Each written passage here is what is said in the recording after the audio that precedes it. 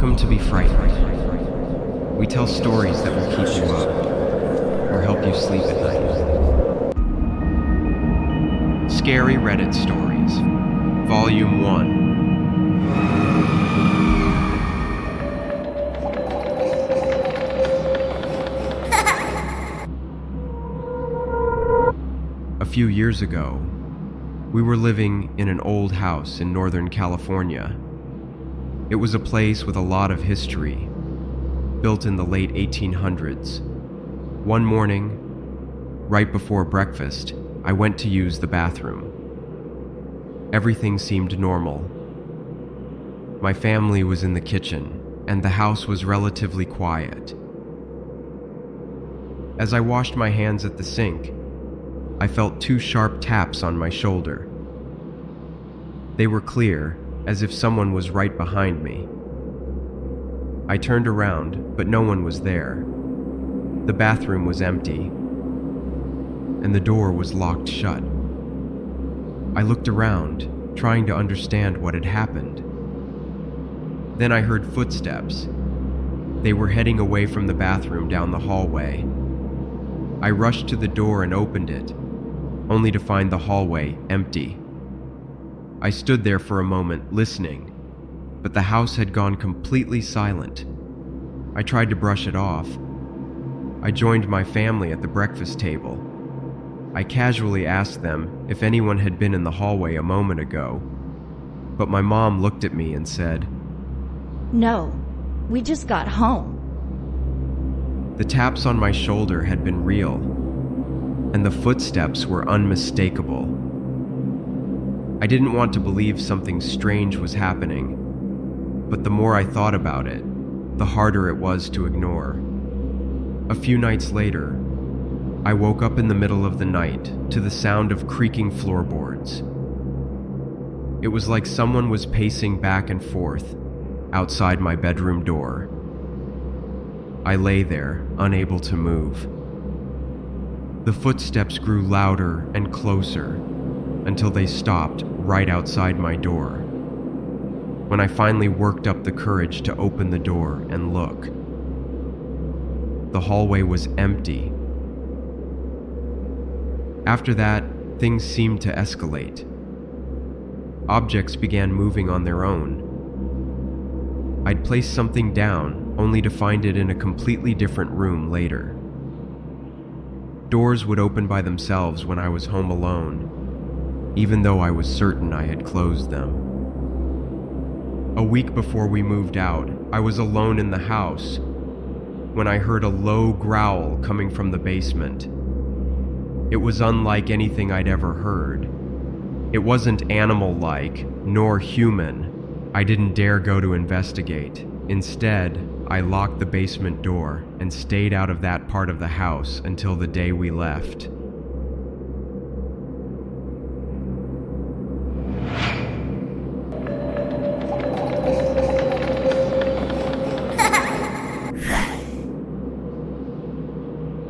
This happened when I was 16. My family lived in a small town on the edge of a vast nature reserve in the Pacific Northwest. The reserve was a mix of dense forests and winding trails, popular during the day but eerily deserted at night. My friends and I were always looking for something to do, and we often found ourselves biking through the reserve after dark. One summer night, we decided to take on the longest trail, a nearly 3-mile path that cut through the heart of the forest. It was known for its twists and turns, and the fact that it was so secluded made it all the more daunting. We were a group of 5, and for reasons I can't remember, we thought it would be fun to leave our flashlights behind, relying only on the moonlight to guide us. We started down the gravel path. We could hear our bikes on the gravel, the rustling leaves, and the occasional chirp of a distant bird. We hadn't gone far when we saw something up ahead. 4 large shapes standing in the middle of the trail. As we got closer, we realized they were elk, much bigger and more imposing than deer.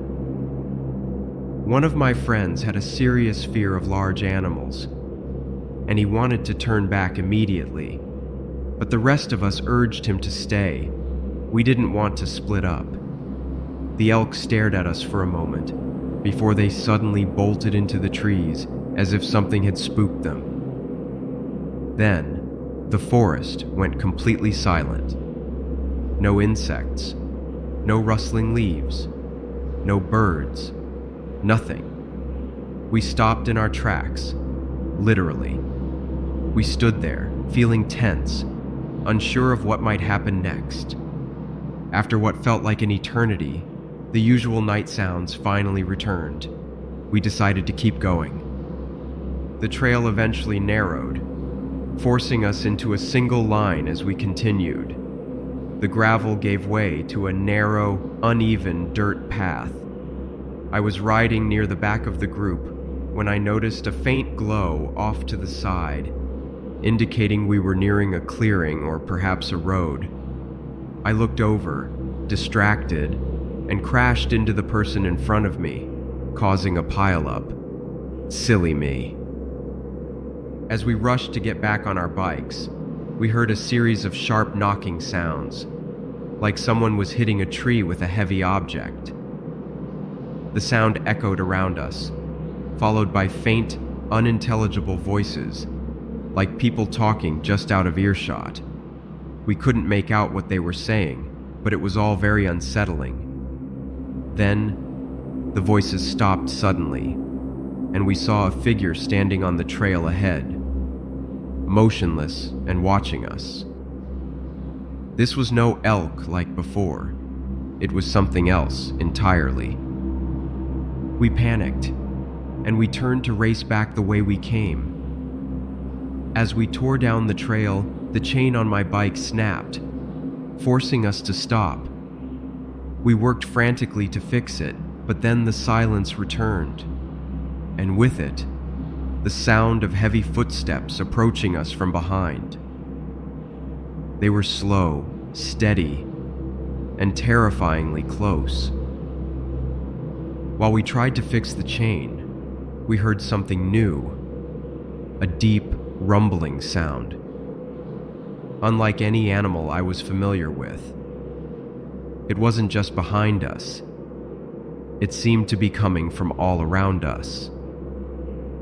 The rumbling grew louder and closer, and we realized it wasn't one creature. It was several, circling us just beyond the tree line. We couldn't see them, but we knew they were there, and that they could see us. Finally, we got the chain back on and bolted out of the woods, not stopping until we were back on the main road leading to town. Just as we thought we were safe, a loud roar came from the trail behind us, which made us ride even faster until we reached the safety of our homes. We never dared going back to the forest after dark, ever again.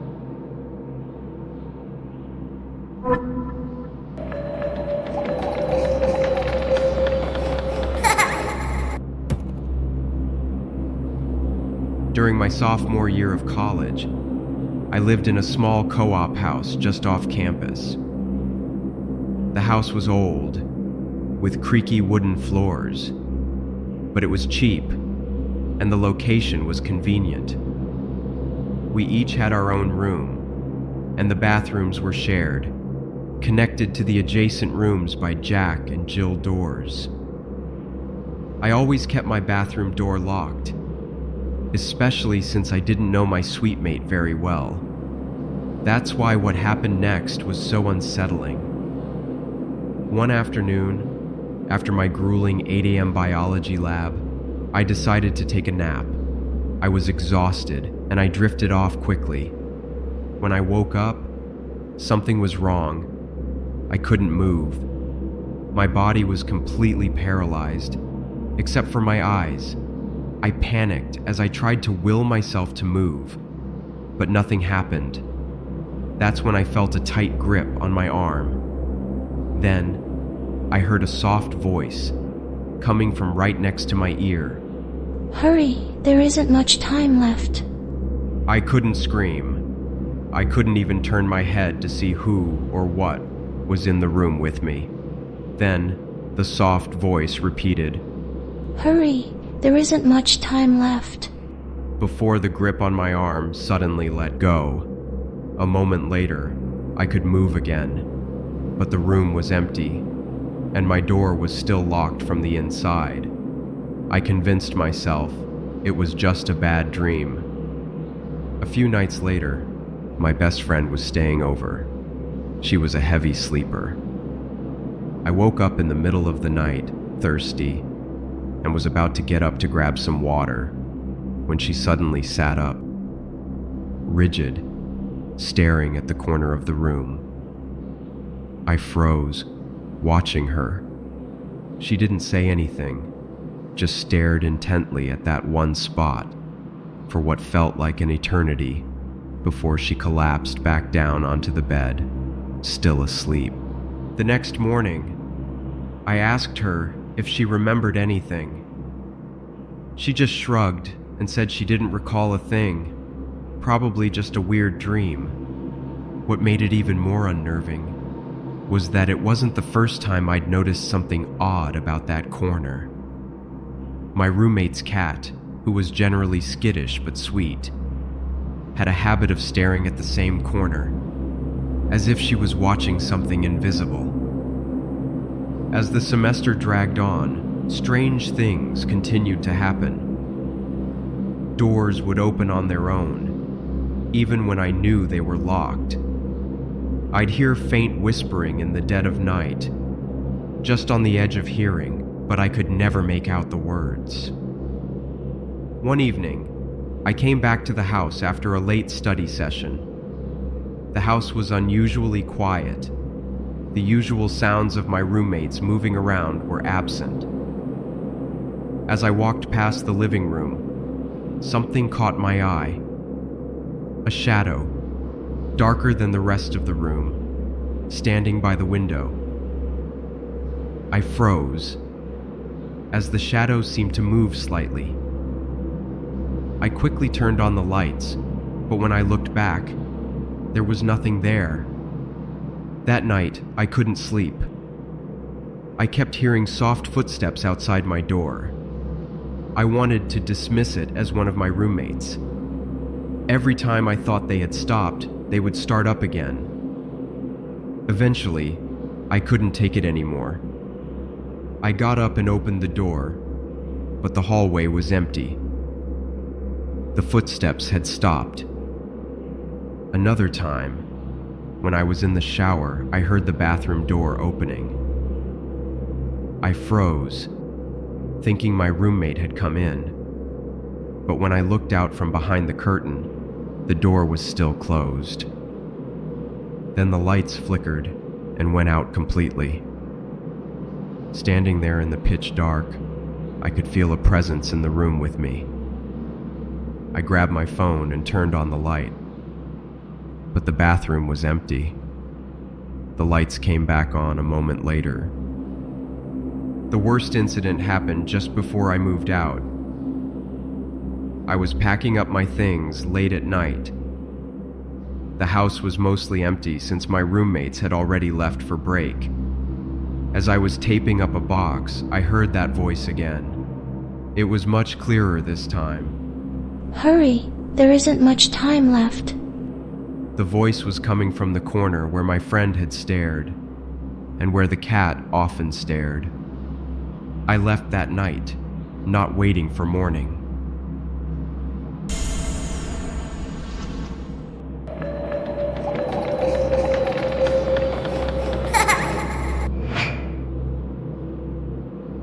So, bonjour everyone. I am from France.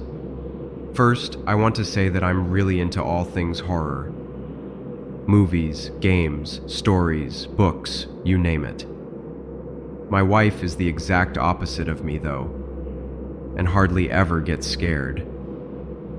So, whenever I see or hear anything, I always check if she did too, which has only happened a few times so far. Anyway, This was back in 2010, and I was dating this woman named Sophie, the woman I just mentioned, who later became my wife. She had stayed the weekend at my place, but had to be back in Lyon for work at an ungodly hour in the morning. My dad, who was coming off his shift, offered to drive Sophie home since it was only about an hour away. At around 3 a.m., my dad, Sophie, and I all got in the car. Everything seemed normal as we made our way to Lyon, dropped her off, and started heading back home to Grenoble. It was about 4 a.m., very dark outside, but I wasn't scared. My dad is tall, strong, and ex-army. Somehow, even though it should have been a straight drive home, we got lost. It was like something out of a horror film. Thick fog came out of nowhere, and we couldn't see anything, not even with the headlights, or high beams on. My dad came up with the idea of staying close to the car in front of us, which worked until we lost sight of it. So there we are, around 4:30 a.m., in the middle of nowhere. We eventually came across a tunnel while trying to find our way home. By this time, I was completely stressed out and was begging my dad not to go through the dark tunnel. But of course, being my dad, he drove through anyway. It was an incredibly short tunnel, but on the other side, it opened up into a very small town. I assure you, as soon as we emerged, all the people in the town came out at the same time and just stared at us. It was like something out of a horror film. They just kept staring at us. My dad quickly backed us out of the tunnel, and it took us another couple of hours to find another way home. Thankfully, by then, the sun had started to come up. I still have no idea what happened or why those people came out and stared at us like that.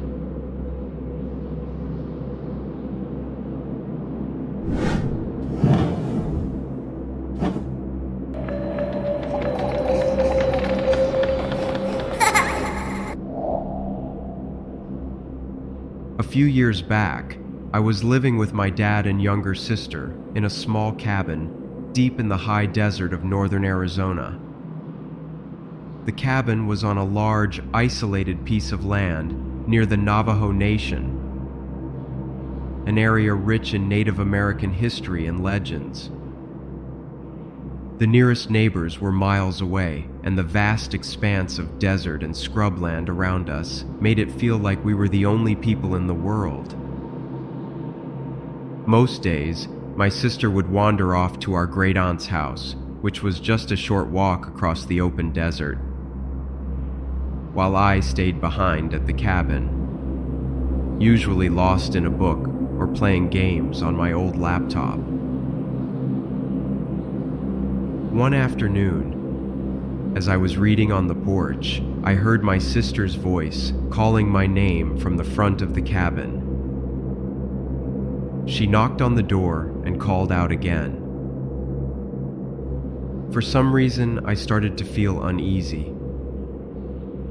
I paused and I listened closely. The door was unlocked, and it wasn't like her to just stand outside. She would have normally just burst in without waiting. The windows were open, but the curtains blocked my view. And since we didn't have cell service out here, there was no way for me to contact her. I hesitated, thinking that if she really needed me, she would just come inside. But after a few moments of silence, she didn't knock again, and I never heard her walk away. The uneasy feeling didn't go away, so I kept quiet and waited for my dad to come home. Later that evening, when my sister finally returned to the cabin, I casually asked her what she had wanted earlier. She looked at me baffled, and said she hadn't come back to the cabin at all that day. Things then got weirder around the cabin. One evening, just before sunset, I was closing up the shed when I saw an animal near the edge of the property. At first, I thought it was just a coyote, but something wasn't right about it. It moved in a way that just didn't look right, as if it was trying to mimic a coyote but didn't quite know how. It stopped at the edge of the scrubland and just looked at me. When I stepped forward, it backed away and disappeared into the desert. The following night, as I was about to fall asleep, I heard my sister's voice outside the cabin again. It was very clear, like she was right outside my bedroom window. I got up and looked out the window, but all I saw was nothingness. I checked on my sister, and she was still fast asleep. The next day, I asked her about it again, but she had no idea what I was going on about. I didn't want to alarm her with what I experienced, so at the time, I just brushed it off. That was the end of the weird experiences. No idea if it was a skinwalker, but it was freaky.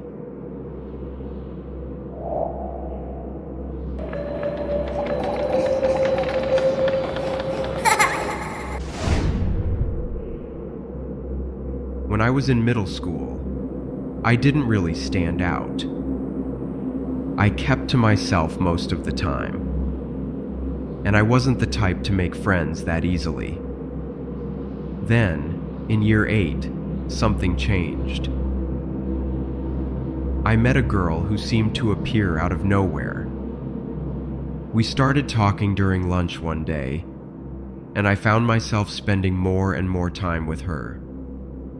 Her name was Claire, and she quickly became my closest friend. For the first time, I had someone to hang out with. Someone who actually seemed to enjoy my company. But not everyone at school was as thrilled about our friendship as I was. One day at school, a boy kept staring at me. I shut my locker and decided to ask him what his problem was. We made eye contact, and he asked me why I kept talking to myself. I brushed it off for a few months, thinking it was nothing. But his comment really stuck with me, and I started to get curious. One day after school, I decided to search online for any information I could find about Claire. I spent hours digging through old news archives, determined to figure this out. Eventually, I found something.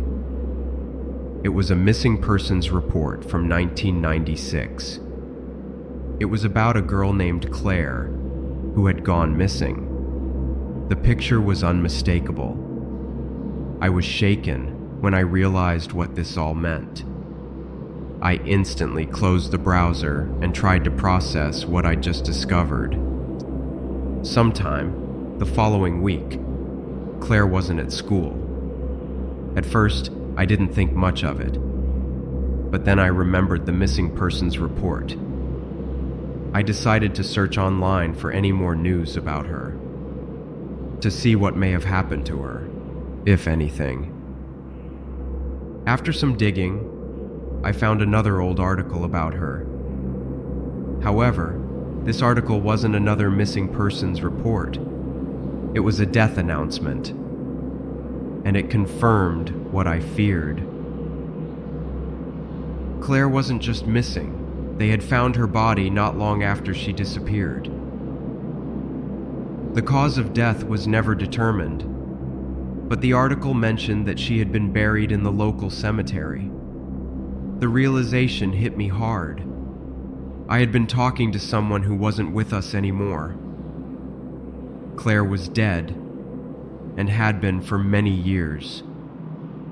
That night, as I lay in bed, I heard a tap on my window. I was scared, but I still looked for some reason. There was nothing outside. When I turned back, Claire was standing in the middle of my bedroom, tears on her face. I didn't know what to do. Then, slowly, she just started to fade away, until she was gone. I sat there in the dark, stunned. After that, Claire never returned, but I couldn't stop thinking about her. Since then, I haven't experienced anything else out of the ordinary. No strange sightings, no unexplained noises. Life carried on as usual, as if that supernatural chapter of my life had closed for good. Oddly enough, I'm not sure how I feel about it. From my limited experience, the dead can be nicer than the living.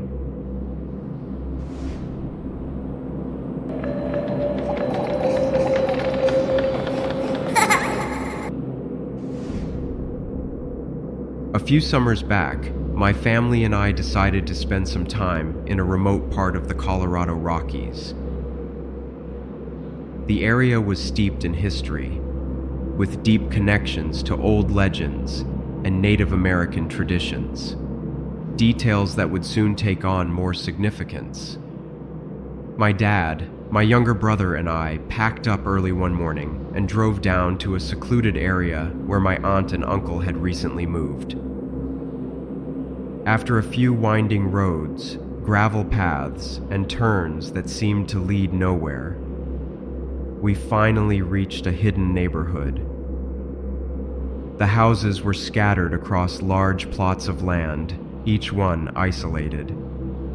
The people here were mostly related by blood or long-standing friendships, creating a tight-knit but secluded community.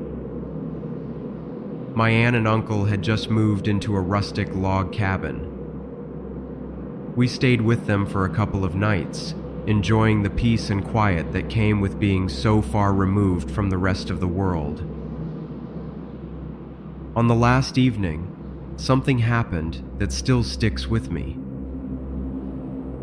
My brother, cousins, and I had spent the night sitting around the fire pit outside, roasting marshmallows and telling stories.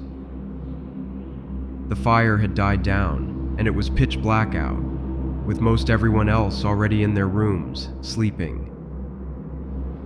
The only light left was the dim glow of the embers, and the faint light coming from the cabin's kitchen. We were all tired after spending the evening around the fire, so we decided to head inside. I offered to clean up the empty soda cans and snack wrappers we'd left by the fire pit. I stepped out the sliding door into the quiet night. The woods beyond the backyard were dense, with trees standing close together, making it hard to see anything beyond them. As I went to gather the empty soda cans and other rubbish, I suddenly heard a laugh. It was soft but unmistakable. It was a playful sound, one I knew well. At first, I thought it was my brother, as the laugh sounded exactly like his, the way he'd laugh when we were up to something mischievous. I looked around, expecting him to jump out and scare me. But no one was there. The laugh echoed again. This time it was much closer. I froze. The laugh wasn't just familiar, it was a specific sound. My brother has a very unique laugh, and I could identify it instantly as his. But I knew he was inside, probably getting ready for bed. I wasn't scared, just puzzled. I turned slowly toward the forest, trying to spot who it was. But I saw nothing. No movement. No sign of anyone. Something inside me told me to get back inside. The playful tone of the laugh no longer felt comforting. It felt dangerous. I quickly closed the door behind me, trying to shake off the weird feeling I had. I didn't mention the laugh to anyone. It didn't feel like something that needed to be shared. Not then. Not with the weird feeling still lingering in the back of my mind. That night, I lay in bed, unable to sleep. The laugh kept replaying in my mind, and the more I thought about it, the more I realized how impossible it was. My brother had been inside, getting ready for bed.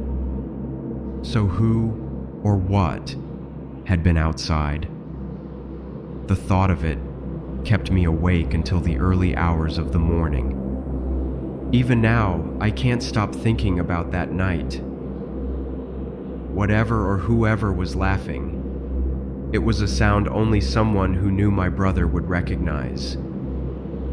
It was personal, something so specific to him. As much as I am a believer in the supernatural, which is why I'm on this subreddit, I can't stop wondering why I heard that laugh that night, and who, or what, was behind it. Given the history of the area, with its deep native roots and legends, a part of me wonders if it was something along the lines of a mountain spirit. I've always been fascinated by such tales, and maybe that knowledge helped me resist the urge to call out or interact with whatever was in the woods that night. It's unsettling to think that a sound so familiar, tied to someone I care about, could come from something I'll never truly understand.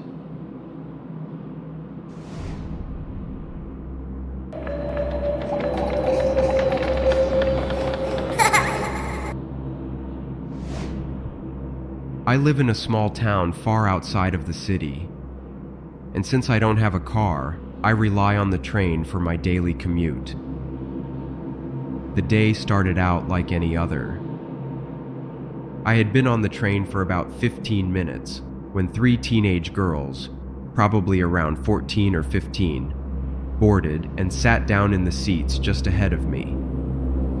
A few stations later, an older man, maybe in his late 60s, got on and took a seat a couple of rows in front of the girls. He had a worn-out appearance. His clothes were disheveled, and he looked like he hadn't showered in days. As the train continued, I noticed him glancing back repeatedly at the girls, his eyes lingering a little too long. It was unsettling. A few more minutes passed, and I saw him pull out an old camera, the kind you don't see much anymore, and point it in our direction. I didn't think much of it until I saw the camera flash. At first, I assumed it was just a mistake, like maybe he didn't know the flash was on. But then, it happened again, and this time, it was definitely deliberate. A few stops later, another group of girls, about the same age, boarded the train and took seats a few rows ahead. Almost immediately, I noticed the man's attention shift. He turned his camera toward them, snapping photos, the flash going off each and every time. The girls were chatting and laughing, completely unaware of his actions. The man didn't stop. He kept taking photos, his gaze moving between the two groups of girls. The more he did it, the more the unease grew inside me, until I couldn't sit by any longer. The final straw came when he focused his camera back on me, the lens pointed directly in my direction. That was when I decided to confront him. I felt sick to my stomach. Just as I was about to get up, a young man sitting nearby suddenly stood and walked over to the old man. He didn't hesitate, demanding to know what the old man was doing. The old man looked at him and said, "What are you talking about?" The young man raised his voice, telling him to delete the photos of the girls. The old man just smiled and said, "I took photos, but not of the girls." Thankfully, The old man got off at the next train station.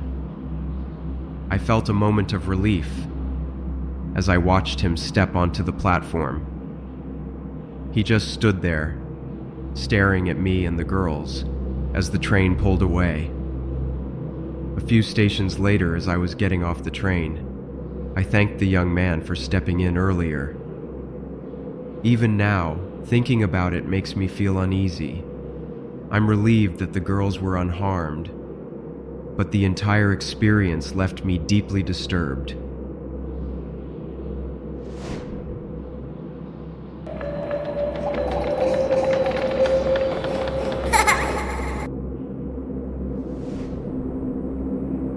Last weekend, I went to visit my sister, who's staying in a college dorm in Boston. It was supposed to be a chill visit, just catching up with her and hanging out with her and her friends.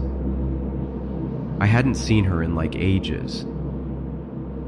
Around 10:30 p.m., we decided to walk to a nearby 24/7 convenience store for some snacks. It was only going to be a brief walk, nothing out of the ordinary.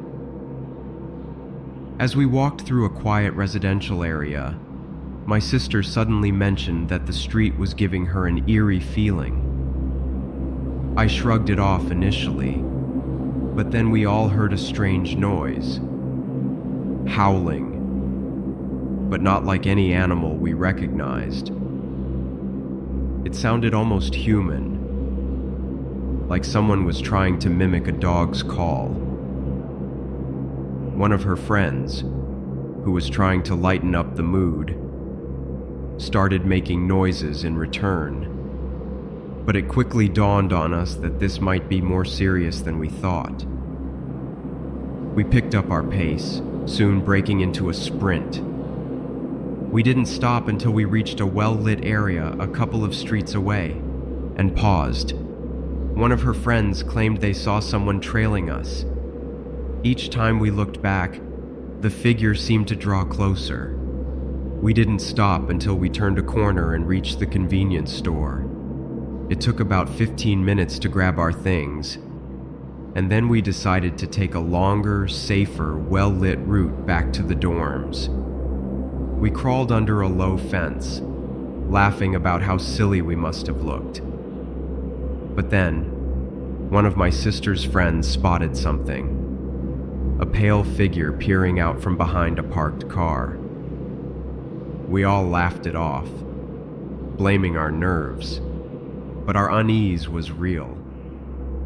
As we passed by a dark, empty playground on our way back, I couldn't shake the feeling that we were being watched. Then, my sister's friend said she saw the figure again, right where we'd heard the sounds coming from earlier. That's when we all started running once more. They insisted they heard something strange this time, like a low, mechanical hum, mixed with a growl. It was quick, but it left us all on edge. We chalked it up to nerves, but we didn't stop running until we were safely back at the dorms. When we finally made it back, we saw a sign that read, "Stay alert. Recent reports of suspicious activity." Even though we were back in the dorm, safe and sound, none of us felt entirely at ease until the next morning.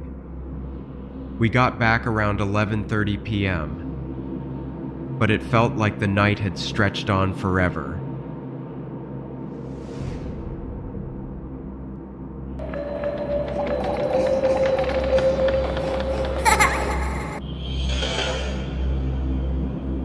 When I was about 9, my mother, my younger brother, and I moved into a new place in a quiet town on the outskirts of Melbourne, Australia. We had been on the move for years, trying to escape from my mom's stalker ex-boyfriend. I didn't understand much at the time, only that we had to keep running, and my mother was doing everything she could to keep us all safe. This new house was supposed to be different. It was the first time we had a home that felt permanent. a place we could stay for a long time. It was a modest rental with a good-sized backyard, perfect for my brother and I to play. The home was a bit worn around the edges, but still solid and comfortable. The layout of the house was more straightforward than our previous homes.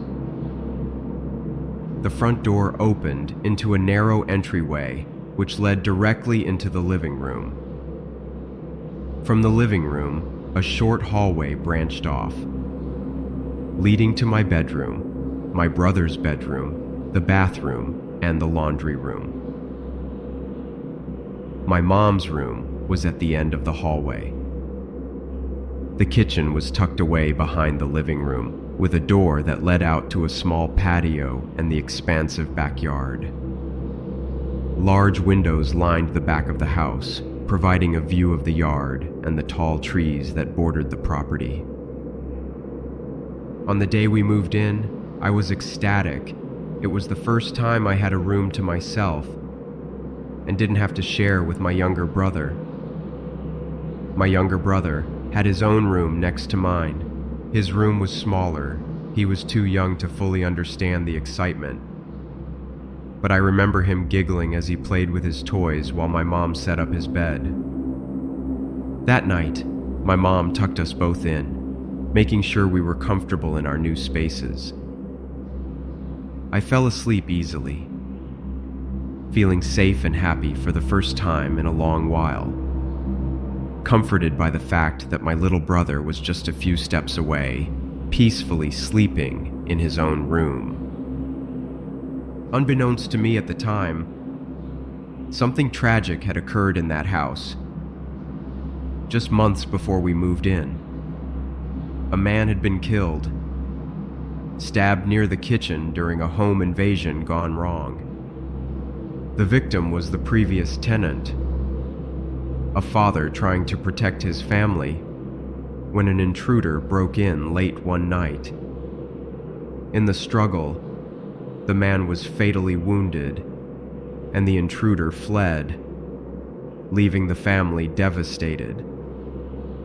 The surviving family members, unable to continue living in the place where such a tragedy had occurred, decided to move elsewhere, leaving behind a house with a dark and tragic history. I had no knowledge of this, of course. All I knew was that I woke up in the middle of the night, feeling uneasy. I sat up in bed, peering into the darkness of my room. I felt an odd sensation, like someone was standing just outside my door, watching me. When I looked, I saw him, a man standing at the entrance to the hallway. But his form wasn't entirely there. It was as if he was made of mist, barely holding together, with the outline of his figure faint and transparent. Fear took over me. I ducked back under the covers, hoping it was just a trick of the light or my imagination. After a few moments, I dared to peek again. He was still there, but now he was looking directly at me. It wasn't like anything I'd ever seen before. I quickly ducked back under the blankets, squeezing my eyes shut, praying he would go away. Eventually, I must have fallen asleep out of sheer exhaustion. The next morning, at the breakfast table, I told my mother and brother about what I had seen. My mother just brushed it off. My brother just giggled and laughed, probably at the way I was acting it out, not the story itself. But he wouldn't be laughing for much longer. The logical part of my young mind wanted to believe her, but deep down, I knew what I had seen was real. That wasn't the last time I saw the man. The following night, he appeared again. I woke up at the same time, feeling like something was off. This time, I didn't even need to sit up to know he was there. When I opened my eyes, he was standing closer, near the foot of my bed. His expression seemed more intense this time, like he was trying to tell me something. I wanted to call out for my mom, but I couldn't move. He raised his hand and pointed toward the hallway, as if he wanted me to follow him. I shut my eyes, hoping he would go away. When I looked again, he had moved to the doorway, still watching me. His hand was down, but it felt like he was waiting for me to act. I stayed still until I eventually fell asleep again. The next morning, I didn't say anything to my mom or brother. I didn't want to talk about it, but I knew it wasn't over. A few weeks later, while my mom and brother were down the road at the corner store, I needed to go use the bathroom, so I ran in through the back door. As soon as I stepped into the kitchen, I was overcome by a sudden, sharp pain in my stomach, like I had been punched. I had no idea what was happening. Some days later, after that incident, my mom had to go grocery shopping, leaving me in charge of my younger brother. I wasn't thrilled about it, but I figured it would be easy enough to keep him entertained for an hour or so. We were playing in the living room when my brother suddenly stopped in his tracks, his face going pale. "What's wrong?" I asked, trying to keep my voice steady. He didn't respond at first, just stared past me. Then, without warning, he started screaming, clutching his arm as if something had grabbed him. I rushed over, trying to calm him down, but he was inconsolable. I couldn't see anything wrong with his arm, but he kept insisting that something had hurt him. I was terrified, but I did my best to comfort him until my mom got home. When she finally returned, I told her what had happened. She checked my brother's arm, but there were no marks, no signs of injury. He was still shaking, though, refusing to let go of me. My mom tried to reassure us both, but I could tell she was just as scared as I was. That was when I knew something was seriously wrong with that house. It wasn't just me experiencing these things. Now my brother was too. And whatever it wasn't going to stop. As the weeks passed, strange things continued happening in the house. One evening, I was in the living room, playing with my brother, while our mom was doing the laundry. The sun had just set, and the room was getting darker. My brother was stacking blocks, his back to the hallway, when I noticed the hallway light flickering. At first, I thought it was just the wiring, but then the flickering got worse. My brother suddenly stopped playing and turned to look down the hallway. What's that? He asked, pointing. I looked and saw him, the same man I had seen before, standing at the end of the hallway. He was tall and still, just barely visible in the dim light. My heart started pounding. I grabbed my brother's hand and told him to stay put. I took a step toward the hallway, but before I could move any closer, the light bulb blew out with a loud pop, leaving the hallway in complete darkness. My brother screamed, and I grabbed him and ran outside. We didn't stop until we were in the backyard, away from whatever was in that hallway. As soon as we burst into the backyard, my mom rushed over, alarmed by the sound of the light bulb blowing out and my brother's scream. What happened? She asked. I told her everything. About the man in the hallway, the flickering light, and how the bulb exploded just as I saw him again. My mom listened carefully. She pulled us both into a tight hug, saying that everything would be okay, trying to reassure us. But I could see that she was shaken too. After a moment, she took us inside, keeping us close. She didn't mention the hallway light or the man again, but I could tell she was trying to put on a brave face for us. That night, she let us sleep in her room, and though she didn't say it, I knew she didn't want to be alone in the dark either.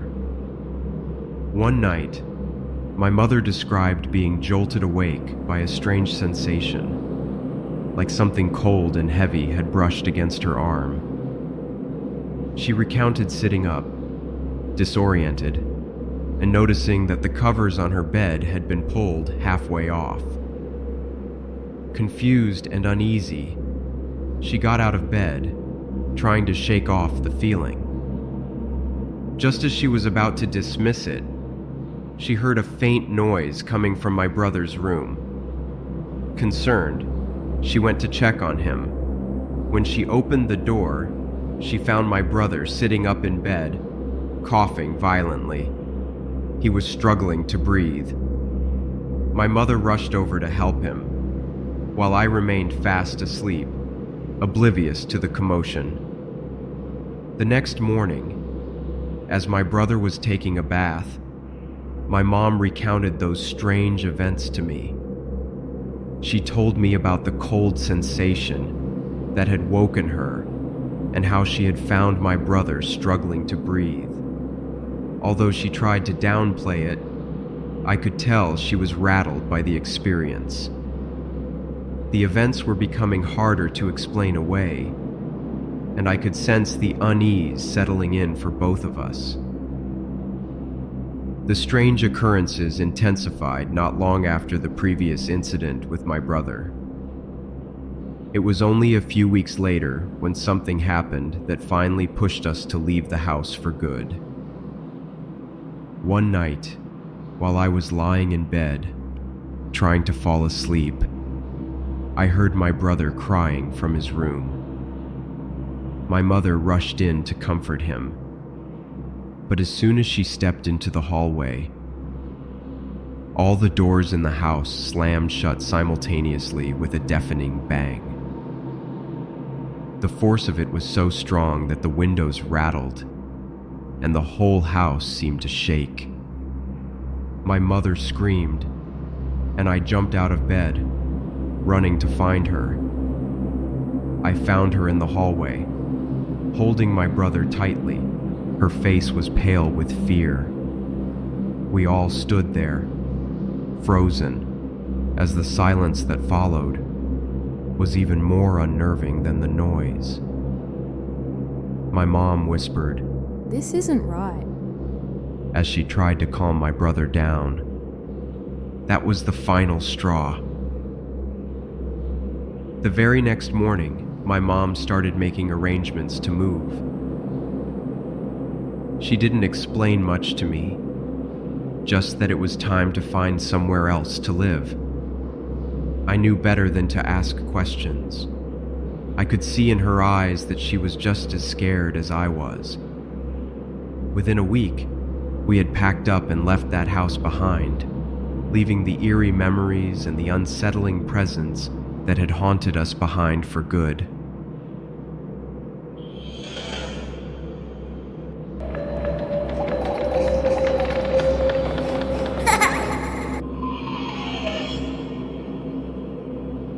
A few months back, my boyfriend and I moved into a small, original build house in Mountain View, California, that he had inherited from his recently deceased grandmother. The house, with its charming yet slightly worn exterior, stood out among the larger, more modern homes in the area. Despite its age and size, We were excited to make it our own. The house had a certain nostalgic charm, and it felt like a fresh start for both of us. One of the quirks of the house was its old-fashioned attic, accessible by a fixed wooden staircase. The attic wasn't used much, and it had accumulated years of dust and forgotten belongings. We didn't pay it much attention, only venturing up there to store a few boxes. Our dog, Benji, who is a playful and curious pup, took to the new home quickly, always exploring every corner and keeping us company as we settled in. Since we moved in, it has been mostly great, but lately, things have been feeling off. The house is old, and with it comes the usual creaks and groans of an old home. But I've always had a strange feeling about the attic. Everything was normal until about a month ago, when Benji started acting strangely. Benji is usually a ball of energy, always running around and playing, especially with his favorite ball. There was this evening. We were downstairs in the living room, and Benji was chasing his ball around as usual. At one point, he knocked it towards the hallway, and it rolled to a stop at the base of the attic stairs. The door at the top of the stairs was slightly open. Curious, Benji went up the stairs. He came back down the stairs and continued playing with the ball, but after a few more rounds of this, something changed. Benji headed back up the stairs again, but this time, he didn't come back right away. After a few moments, I heard him barking continuously, something he really didn't do, unless there was something upsetting him. When he finally came back down, he looked terrified. His tail was fluffed up, and he hid behind me, trembling. A few days later, I couldn't find Benji anywhere. I searched the entire house, calling out for Benji, but there was no sign of him. I was worried. I finally headed towards the attic, thinking maybe he had gone up there. Just as I was about to step onto the stairs, I heard a growl coming from behind me. I turned around and saw Benji standing in the hallway, staring at the attic door. It was as if he had been hiding or avoiding the area completely. One evening, about a week after this, I was home alone while my boyfriend was working late. I was sitting in the living room, trying to focus on a book, when I heard a faint creaking sound coming from above. Initially, I tried to dismiss it as just the house settling, but the noise persisted, growing louder, almost like footsteps. Benji, who had been resting beside me, suddenly jumped up. His ears stood straight, and he started growling, staring intently at the stairs leading to the attic. My heart began to race. I hesitated, trying to convince myself that it was just my imagination. But the creaking continued, now unmistakably the sound of something, or someone, moving around in the attic. Summoning all my courage, I slowly made my way towards the attic. Benji followed close behind, his growls turning into frantic barking. As we reached the base of the stairs, the door at the top was slightly open, and as I stood there, a cold draft seemed to seep down from the attic. Just as I reached out to fully open the door, it creaked open on its own, swinging inward. I switched on the dim attic light, but all I could see were shadows and the outlines of old boxes. Then, suddenly, the creaking stopped, and the attic was silent, except for Benji's continued barking. His gaze was fixed on something, but I couldn't see anything there. I quickly shut the door and bolted it tightly. I rushed back to the living room, Benji almost bowling me over as he rushed down too. The house was silent once more, but the experience left me shaken. When my boyfriend later came home, I told him what had happened, but he said it was probably just old home problems.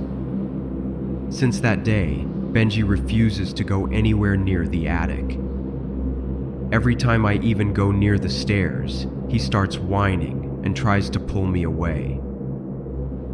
I've noticed that sometimes when we come home, the attic door is slightly open, even though I'm sure we left it closed. My boyfriend thinks I'm imagining things, but Benji's behavior is proof enough that something isn't right. I'm planning on setting up a camera in the attic to see if we can catch whatever's causing this. It's unnerving, to say the least, and I'm not sure how much longer I can ignore it.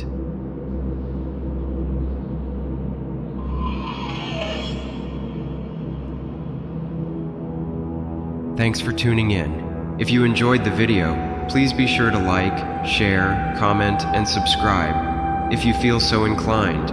If you have any feedback, feel free to leave it in the comments below. If you have a story you'd like to share or need to contact us for any reason, you'll find our email address in the video description.